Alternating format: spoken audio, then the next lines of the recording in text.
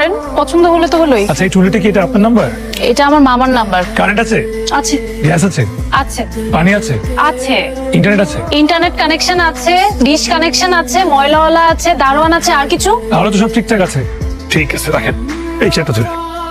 ওয়ালাইকুম আসসালাম। কাকে চাচ্ছিলেন? জি গতকালকে বাসা ভাড়ার ব্যাপারে কথা বলে গেছিলাম। ওই আমাকে তো কেউ এরকম কোনো কিছু বলেনি।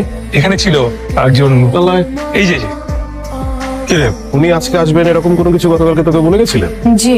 তো তুই আমাকে বললি না কেন? আচ্ছা ঠিক আছে, আপনি উপরে যান, আমি বাজার থেকে ফিরে বাকি আলাপ করছি।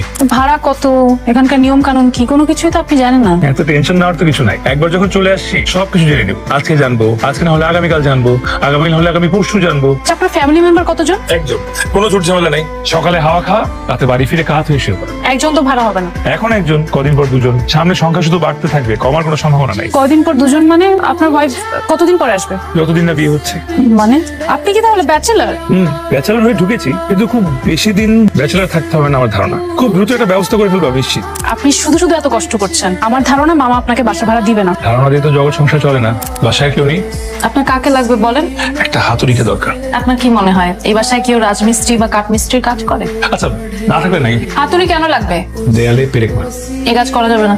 তাহলে মশারি টানাবো কিভাবে? আর দেয়ালে কাপড় ঝুলাবো কিভাবে? দেয়ালে টাঙানোর জন্য আঠা দিয়ে একটা হ্যাঙ্গার পাওয়া যায়, সেটা কিনে নেবেন। ওটা ব্যবহার করে দেখতে পারেন, টাকাটা থেকে ভালো হবে।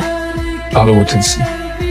আসসালামু আলাইকুম। ওয়ালাইকুম আসসালাম। আচ্ছা, মোজাম্মেল সাহেবের বাড়ির ভাড়াটিয়া তো আপনি, তাই না? ওনার এক ভাগ্নি আছে না, কি যেন নাম তার? অনন্যা। অনন্যা। আচ্ছা, মেয়েটা কেমন? ভালো, খুব ভালো।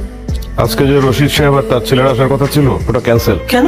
ওরা নাকি অনন্যাকে নিয়ে কিসব কথা শুনেছে। আমি গতকালকে দেখেছি গেটের সামনে আপনি একটা লোকের সাথে কথা বলছিলেন এবং স্পষ্ট আমি আমার নামটা শুনতে পেয়েছি। হ্যাঁ, একজন লোক, উনি জিজ্ঞেস করছিল যে আপনি কি চিনি কিনা। আমি বললাম চিনি। জিজ্ঞেস করলো আপনার সাথে আমার সম্পর্ক কিরকম। বললাম ভালো। আবার জিজ্ঞেস করলো আপনি মানুষ হিসেবে কিরকম। আমি বললাম খুবই ভালো। তারপর আমাকে জিজ্ঞাসা করলো যে আপনি কি রাগী নাকি নর্মাল। বললাম মাঝামাঝি। আবার জিজ্ঞাসা করলো কি এরকম মাঝামাঝি। আমি বললাম যে মজা করে কথা বলে। আপনাকে এসব কথা বলতে কে বলেছে?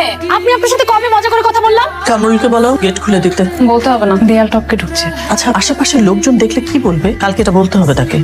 ছেলে কিন্তু বেকার। জানি। আপনাকে কালকে গেট কে করে দিয়েছে? কেউ না, দেয়াল টপকে ঢুকেছে। আপনার মতো এরকম একজন লোক রাত বিরাতে একটা ভদ্রলোকের বাড়িতে দেয়াল টপকে ঢুকছে, আশেপাশের মানুষ দেখলে কি বলবে জানেন? অবশ্যই ভালো কিছু বলবে না। আচ্ছা শুনেন, এখন থেকে আর ওই রাত করে ফেরার টেনশন করতে হবে না। মা আমাকে জানিয়ে দিন, আমি চলে যাচ্ছি। শুনুন, আমাকে বলছেন? এখানে আশেপাশে আর কাউকে দেখতে পাচ্ছেন নাকি? না। এটা একটু আমাকে কষ্ট করে গেটে ঝুলিয়ে দিতে পারবেন? Excuse me.